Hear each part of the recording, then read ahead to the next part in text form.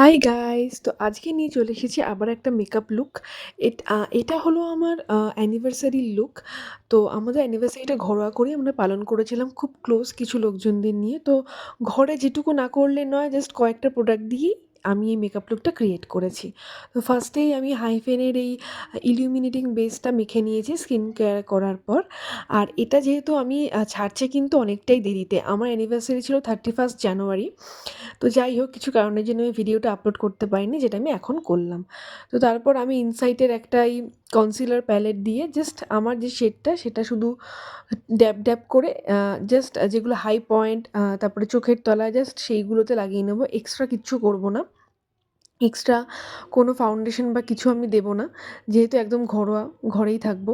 তো তারপর একটুখানি ইনসাইটের এই এইচডি কম্প্যাক্ট বলবো না, এটাকে লুজ পাউডার বলে। লুজ পাউডারটা দিয়ে নেব। আমার ডাস্ট অ্যালার্জি আছে, আর এই পাউডারগুলো খুললেই নাকে যায়, আর এত তখন হাঁচি হতে থাকে। তোমাদের কার কার ডাস্ট অ্যালার্জি আছে সেটা অবশ্যই জানিও। ডাস্ট অ্যালার্জি থাকলে কিন্তু তার শত্রুর প্রয়োজন হয় না আলাদা করে, তোমরা সবাই জানো। যাই হোক, জোকস অ্যাপার্ট। তো তারপর হালকা করে একটুখানি পাউডার দিয়ে নিলাম, যেটুকু না দিলে নয়। তোমরা দেখতেই পেলে খুবই মিনিমাল রাখার চেষ্টা করেছি আমি। তো তারপর এইটা হলো আমার লাইফ সেভার।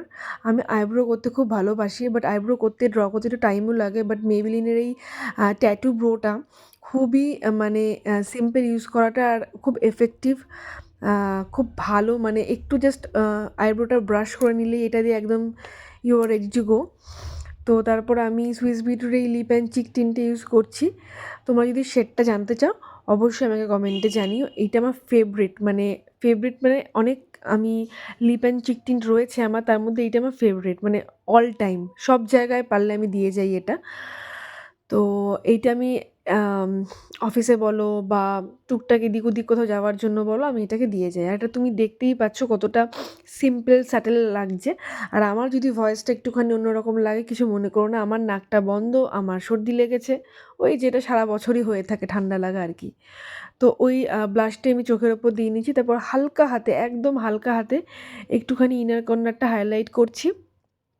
আর চোখের নিচেও হালকা করে আমি দিয়ে নেবো, আর একটু ওপরেও দিয়ে নেবো, জাস্ট জাস্ট একটুখানি হাইলাইট করার জন্য, আর কিছুই না। তো এরপর আমি পরবো মাই ফেভারিট পার্ট, সেটা হলো মাস্কারা। আর তোমাদের তো এই মাস্কারাটার কথা আমি আগেও বলেছি, তো এটা নতুন করে বলার কিছু নেই। তো মাস্কারা হলো আমার ফেভারিট। আমি আমার মনে হয় মাস্কারাতে আমার চোখটা ভালো খোলে। তো যাই হোক, কাজল পরি কি না পরি, আইলাইনার পরি কি না পরি, মাস্কারা আর আইব্রোটা হলো মাস্ট আমার কাছে। তো দেখতেই পাচ্ছ। তো এরপর আমি একটুখানি কাজল দিয়ে নেব। এটা হলো রেনের কাজলটা, যেটা 24 আওয়ার্স স্টে করে অ্যান্ড ফুললি স্মাচ প্রুফ। এটা সত্যিই খুবই ভালো, যেটা ক্লেম করে সেটা সত্যিই করে। আর আমার এটা খুব ভালো লেগেছে, তোমরাও ইউজ করতে পারো, বাজেটের মধ্যেও রয়েছে। তো কাজল পরে নিলাম।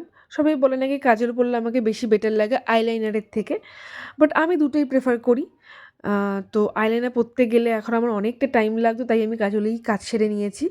তো এরপর আমি সুগার পাপড় একটা লিপস্টিক দিয়ে নিচ্ছি, এটার নাম হলো টেরাকোটা। তোমরা আগেও দেখেছো এই শেডটা, এটা আমার গো টু শেড। আমার যখনই ঘরোয়া কিছু হয় বলো বা টুকটাক আশেপাশে কোথাও বেরোনো হলো, আমি এই শেডটা সবসময় লাগিয়ে বেরিয়ে যাই, একদমই নিউড, আর খুব ভালো লাগে আমার ফেসে। তো এরপর হালকা করে একটুখানি প্যাকের এই ফিনিশিং স্প্রেটা দিয়ে নিচ্ছি। এটাতে মুখটা খুব হাইড্রেট থাকে, প্লাস একটু গ্লো করে। তো এটা তুমি যেকোনো সময় দিতে পারো, তুমি মেকআপ না করলেও তুমি স্কিন কেয়ারের ওপরেও স্প্রে করতে পারো। আর যেহেতু অ্যানিভার্সারি, একটু বাঙালি সাজ তো সাজতেই হবে, তাই সিঁদুর পরে টিপ পরে রেডি হয়ে গেছি। আর আমার কিছু গোল্ড জুয়েলারি পরেছিলাম। তো তোমাদের কেমন লাগলো অবশ্যই জানিও। একদম সিম্পল, কোনো কিন্তু হেভি কিছু নেই, তোমরা বুঝতেই পারছো ফেসটা দেখে যে একদমই ন্যাচারাল গ্লো। তো চলো টাটা।